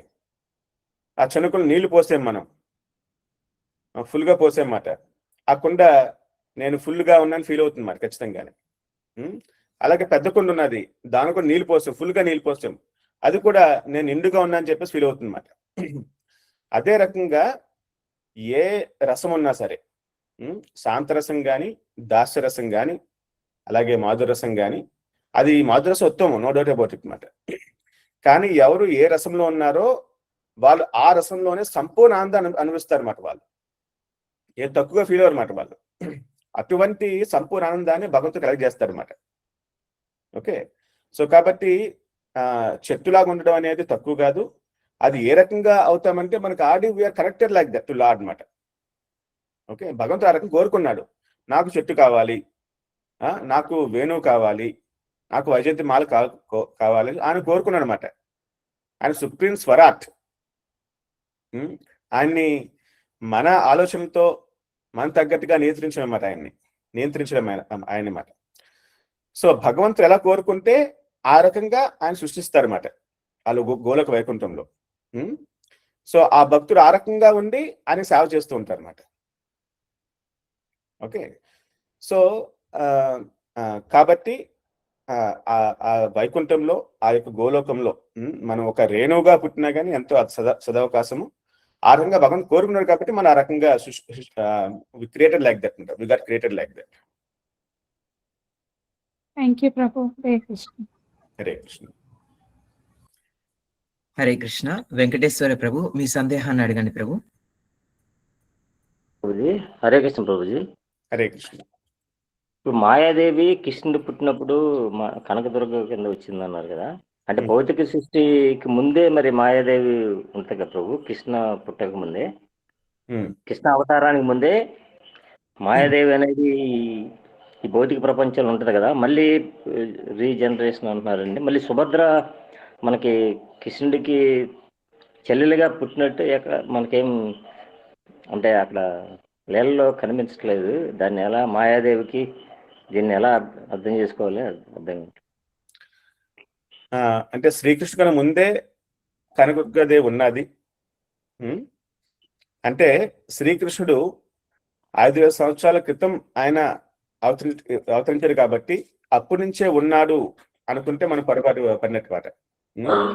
ఎప్పుడు కూడా ఆయన సూర్యుడు లాంటాడు అన్నమాట. సూర్యుడు ఈ రోజు 6 గంటలకు ఉదయించాడు అంటే ఆయన అప్పుడే పుట్టాడు అని కూడా కరెక్ట్ కాదనమాట. ఎప్పుడు ఉన్నాడు ఆయన, మనకు కనిపించింది అప్పుడు అంతే సూర్య భగవాన్ అన్నమాట. అదే రకంగా శ్రీకృష్ణుడు ఆయన ఏం చెప్తుంటే అహం ఆదర్హి దేవానాం, అందరి దేవతలకి ఆది నేను, అంటే నా నుంచి అందరూ ఉద్భవించారని చెప్తారనమాట. ఆయన పురాణ పురుషుడు, పురుషోత్తముడు అనమాట. ఎప్పటి నుంచో ఉన్నాడు ఆయన. ఓకే, సో కనకదుర్గాదేవి ఆయన యొక్క శక్తి మాట. ఓకే, ఈ విషయం అర్థం చేసుకోవాలి. ఇంకో క్వశ్చన్ మీరు ఇంకో క్వశ్చన్ అడిగారు అందులో భాగంగా సుభద్రాదేవి గురించి అడిగాను. అంటే మాయాదేవి సుభద్రాదేవి ఒకటేనా? యా ఈ యాక్చువల్గా కొంచెం ఆల్మోస్ట్ సిమిలర్ అని చెప్పొచ్చు మాట. సో ఎగ్జాక్ట్ గా సేమ్ కాదు కానీ ఆల్మోస్ట్ సిమిలర్. సుభద్రాదేవి వచ్చేసి ఆమె కూడా మనకి మహామాయ అంటే ఎగ్జాక్ట్ కనకదుర్గాదేవి వస్తుందన్నమాట. మహామాయ అంటే ఓకే, అండ్ భౌతిక ప్రపంచంలో అన్ని కూడా మెయింటైన్ చేసే శక్తి ఆమె ఆధ్వర్యం ఆమె మాట యాక్చువల్గా. మహామాయ. యోగమాయ, యోగమాయ అంటే వైకుంఠంలో అన్ని కూడా నియంత్రించే శక్తి మాట. సో ఆమె వచ్చేసి సుభద్రాదేవి ఆరు పౌర్ణమసి అని కూడా చెప్తారన్నమాట. ఇది కూడా సేమ్ అంశాలే. వీళ్ళందరూ కూడా రాధారాణి యొక్క శక్తి మాట. సో రాధారాణి ఈ యొక్క యోగమాయ వచ్చేసి రాధారాణి శక్తి మాట ఆమె. ఓకే, సో ఆమె నుంచి ఈ యొక్క ఎవరు మన పౌర్ణమసి కానీ ఆర్ సుభద్రమాయ కానీ వస్తారన్నమాట. అక్కడి నుంచి వచ్చిన శక్తి వచ్చేసి కనకదుర్గదేవి అన్నమాట. సో ఈ రెండు కూడా యోగమాయ మహామాయ అనేది ఆల్మోస్ట్ సిమిలర్గా ఉంటాయి. అందుకే చాలా బుక్స్ లో అటు ఇటుగా యూజ్ చేస్తూ ఉంటారు అన్నమాట. ఇట్స్ లైక్ ఆల్మోస్ట్ సిమిలర్ చెప్పాలంటే. సో నాకు ఒక్కసారి అనిపిస్తుంది మళ్ళీ లైఫ్ తీసుకున్నా సరే కానీ శిల ప్రభుపాద లాంటి వారి శుద్ధ భక్తులు దగ్గర శిష్యుడిగా ఉండే అవకాశం నాకు నెక్స్ట్ లైఫ్ లో ఉండాలి అనిపిస్తుంది ప్రభుజీ. ఎందుకంటే ఈ లైఫ్ లో నేను డైరెక్ట్ భక్తు సాంగత్యం మీలాంటి భక్తులకి సేవ చేసే భాగ్యం ఉంటుందో ఉండదో ప్రభుజీ. ఇంట్లో సపోర్ట్ ఉండదు, సీక్రెట్ గా జపం, సీక్రెట్ క్లాసెస్ వినాలి, సీక్రెట్ గా యూట్యూబ్ లో ప్రవచనాలు వినడం అంతే కష్టంగా ఉంటుంది ప్రభుజీ. ఇవన్నీ కూడా నా కర్మానుసారమే ఇలా నేను భక్తి చేయలేకపోవడానికి కారణం అనిపిస్తుంది. అందుకే ఇంకో లైఫ్ ఉన్నా సరే కానీ నేను మీలాంటి భక్తి చేయాలి అని నా కోరిక ప్రభుజీ. కోరుకోవడం తప్ప ప్రభుజీ కరెక్టా? ఇంకో లైఫ్ అవసరం మాతాజీ. ఈ లైఫ్ లో వెళ్ళిపోవాలి మనం వైకుంఠానికి. మీరు రెడీ అయ్యేదానికి? హరే కృష్ణ. ఈ లైఫ్ లో ఎలా అనుకుంటున్నారు లేదా మీరు?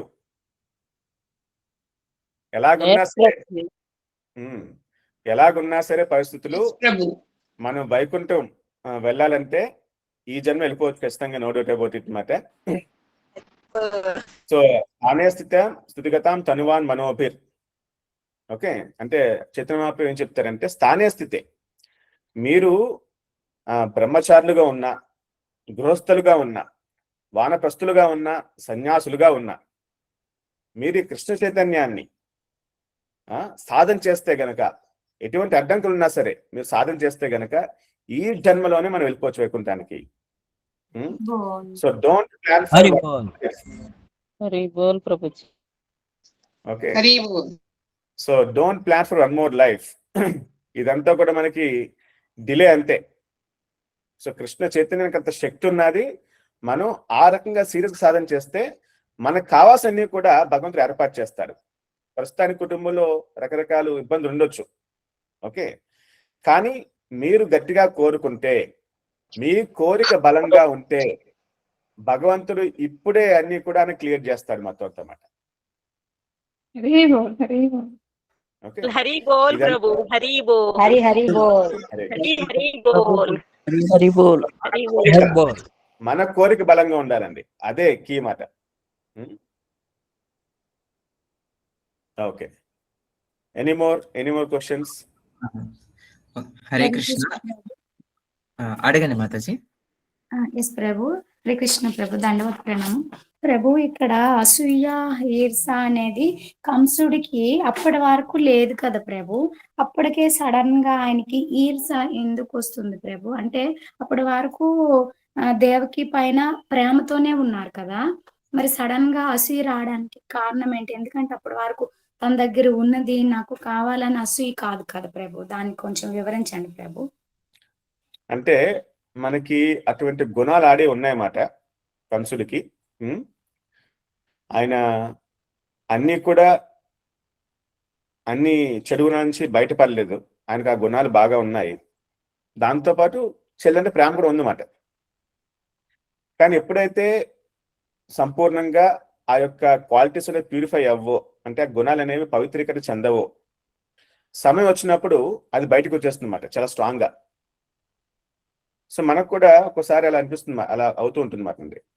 మనకి చెడు గుణాలు చాలా ఉన్నాయి, సమయానికి అది ప్రస్తుతానికి ఏదో సైలెంట్గా ఉండొచ్చు అంతే, కానీ సిచ్యువేషన్ వచ్చిందా, సందర్భం వచ్చిందా, బయటకు వచ్చేస్తాయి వెంటనే మాట అనమాట. Will exhibit all those qualities మాట. సో అలాగే మనకి కోరికలు కూడా మాట, మనకి లోపల కొన్ని కోరికలు ఉన్నాయి, చెడు కోరికలు మాట. ఎప్పుడైతే మనకు ఒక ఆలోచన వస్తుందో లేదా సందర్భం వస్తుందో, వెంటనే ఆ కోరిక బయటకు వచ్చేస్తుంది అన్నమాట. అండ్ దెన్ ఆ కోరికని మనం తీర్చుకోవడానికి ప్రయత్నిస్తామన్నమాట. అది తీర్చుకున్నామా అది మళ్ళీ స్ట్రాంగ్ అవుతుంది అన్నమాట. ఓకే, అదే రకం గుణాలు కూడా అన్నమాట. ఆ గుణాలు బయటకు వస్తాయి, ఆ గుణాలు మనం పదే పదే వ్యక్తం చేస్తున్నామంటే ఆ గుణాలు ఇంకా స్ట్రాంగ్ అవుతాయి అన్నమాట. ఓకే, సో ప్రస్తుతానికి మనం ఎలాగైతే మనం పడుకున్నాం అనుకోండి, మనం మొత్తం మర్చిపోయినట్టు కాదన్నమాట. ప్రస్తుతానికి పడుకున్నాం అంతే, నైటు మనం ఎవరు ఏంటి మర్చిపోలే, లేచిన వెంటనే మొత్తం గుర్తొచ్చేస్తే మొత్తం అంతా ఆ వ్యక్తి మొత్తం కూడా ఆ రకంగా ప్రవర్తిస్తారన్నమాట. తనేంటి, తను ఎక్కడ ఉన్నవాడు, తనే పని చేస్తాడు, మొత్తం చేస్తాడు మొత్తం అంతా. అదే రకంగా కొంతకాలం పాటు ఆ గుణాలు సైలెంట్గా ఉన్నాయి ఎంత ఆయనలోని, అప్పుడు ఆ సమయం లేదంటే గుణం మాట. కానీ సిచ్యువేషన్ వచ్చింది కాబట్టి బయటకు వచ్చేసింది మొత్తం అంత మాట. సో మనం దీని నుంచి బయటపడాలి అంటే దాన్ని, ఇటువంటి గుణాలని, ఇటువంటి కోరికల్ని మనం పవిత్రీకరణ చేసుకోవాలి. సో అది మన కృష్ణ చైతన్యం ద్వారా సాధ్యం అవుతుందన్నమాట. సో ఆ రకంగా ప్యూరిఫై అవ్వకపోతే ఏమవుతుందంటే ఎప్పటికప్పుడు బయటకు వస్తాయి, మళ్ళీ డ్యాన్సులు చేస్తాయి, మళ్ళీ బయటకు వచ్చినందుకు ఇంకా స్ట్రాంగ్ అవుతాయి. కాబట్టి మనం వాటిని పవిత్రీకరణ చేసుకోవాలన్నమాట. ఆ సమయంలో మంచిగా ఉన్నారంటే వాళ్ళందరూ మంచి వాళ్ళని కాదన్నమాట. కొన్ని సందర్భాలు, అటువంటి సన్నివేశాలు, అటువంటి ఆలోచనలు వచ్చినప్పుడు వాళ్ళు మళ్ళీ వాళ్ళ నిజ రూపం వాళ్ళు బయట పెడతారన్నమాట. అది కంప్లీట్ ఎగ్జాంపుల్ మాట మనకి. ఎస్ ప్రభు, ధన్యవాదాలు ప్రభు. హరే కృష్ణ. హరే కృష్ణ. హరే కృష్ణ ప్రభు. హరే కృష్ణ ప్రభు, ప్రణామాలు ప్రభు. హరే కృష్ణ. హరే హరే కృష్ణ ప్రభు, దండవత్ ప్రణామం. హరే కృష్ణ. హరే కృష్ణ ప్రభు. ఒక చిన్న doubt. One question. Hare Krishna Prabhu, దండవత్. హరే కృష్ణ ప్రభుజీ. ఇప్పుడు మనం హరే కృష్ణ ప్రభు, దండవత్ ప్రణామము. హరే కృష్ణ. కర్మాకర్ దాస్ ప్రభు, దయచేసి మీ సందేహాన్ని అడగండి ప్రభు. కర్మాకర్ ప్రభు. మామూలుగా ఇక్కడ మనం సాధన చేసి వైకుంఠానికి లేదా గోలోకానికి వెళ్తాం కదా ప్రభుజీ, ఇక్కడ సంకీర్తన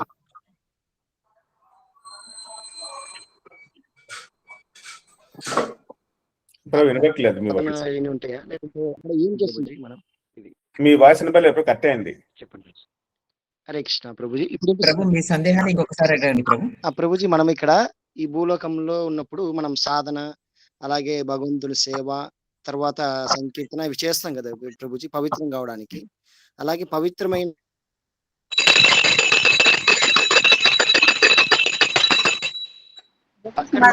ఏ సేవ చేస్తుంటాం ప్రభుజీ? అక్కడ కూడా మనం సంకీర్తన చేస్తుంటామా లేదా సాధన చేస్తామా, ఏం చేస్తాం ప్రభుజీ అక్కడ? So good question. సో వైకుంఠకి వెళ్తే మనం ఏం చేస్తాము? సో వైకుంఠకి వెళ్ళిన తర్వాత మనం ఇక్కడ ఏం చేస్తామో అదే చేస్తాం బయట కూడా అన్నమాట. ఓకే, సో ఇది మన ట్రైనింగ్ మాట. మనం భక్తులు ఇప్పుడు చేసేది ట్రైనింగ్ మాట అండి. ఇవే మనం అక్కడ చేస్తాం అన్నమాట. అంటే భగవంతు సేవ చేయడం కానీ, అభిషేకం చేయడం కానీ, ఆయనకి అలంకరించడం కానీ, భగవంతునికి పర్సనల్ సేవ చేయడం కానీ. ఓకే, సో ఈ రకంగా మనం చేస్తూ ఉంటాం అన్నమాట. సో దిస్ మన కృష్ణ చైతన్య పద్ధతి అనేది ఇదంతా కూడా మనకి ప్రాక్టీస్ లాంటిది అన్నమాట. మనం చాలా మంది అనుకుంటారు వైకుంఠకి వెళ్ళిన తర్వాత అదంతా మొత్తం వెలుగు, ఆ వెలుగులో మనం పూర్తిగా మెర్జ్ అయిపోతాము, తర్వాత మనం ఎవరు ఉండము, ఆ కాంతిలో కలిసిపోతాం అనుకుంటారు అన్నమాట. అదేం కాదు. మనకి ముక్తి అంటే భగవంతునికి సేవ చేసుకోవడం, భగవంతుని యొక్క నామ సంకీర్తన చేయడము. ఓకే, వైకుంఠంకి వెళ్ళి కూడా మనం అదే చేస్తూ ఉంటాం అన్నమాట. మీరు బ్రహ్మ సంహిత అనే పుస్తకం ఉంటుంది యాక్చువల్ గాని, మీరు చదివితే కనుక ఎగ్జాక్ట్ గా ఆ వైకుంఠం డీటెయిల్స్ అన్ని కూడా అందరూ చెప్పబడి ఉంటాయి అన్నమాట. సో అక్కడ ఏం చేస్తారు, అక్కడ ఎలా ఉంటాయి సంబంధాలు, అవన్నీ కూడా డీటెయిల్ గా వివరించి ఉంటుంది అన్నమాట. ఎలాగైతే మనం 5000 సంవత్సరాల క్రితం మనం చూసామో శ్రీకృష్ణుని లీల బృందావనం ఏ రకంగా చేశాడో, అదే రకం లీల అన్ని కూడా జరుగుతూ ఉంటాయి మొత్తం అంతా అన్నమాట. ఎగ్జాక్ట్ గా చెప్పాలంటే శ్రీకృష్ణుడు ఆవులు ఉంటాయి, ఆవులతో పాటు ఆయన ఆ రకంగా సంచరిస్తూ ఉంటాడు, భక్తులతో ఆడుకుంటూ ఉంటాడు, కొంతమంది ఆయన సేవ చేస్తూ ఉంటారు. ఓకే, సో ఈ రకంగా గోలోక వైకుంఠము. సో మధురాలోకం ఉంటుంది వైకుంఠం అన్నమాట. ఎలాగైతే మధురలో శ్రీకృష్ణ భగవాన్ రాజులాగా పాలించాడు అదే రకంగా ఉంటుంది అన్నమాట. ద్వారకా వైకుంఠం ఉంటుంది. ద్వారకలో ఏ రకంగా ఆయన జీవించాడో, ఏ రకంగా చేశారు లేలు, అదే రకంగా లేలు జరుగుతుంటాయి అక్కడ. సో కాబట్టి శ్రీకృష్ణ భగవానుడు మనకు వచ్చి చూపించింది ఎగ్జాక్ట్ గా వైకుంఠంలో ఉంటాయి అన్నమాట ఆ రకంగానే. Okay okay okay, Hare Krishna. So with this I conclude. Thank you very much. Hare Krishna. జై Shri. Thanks for enlightening us. Thank you.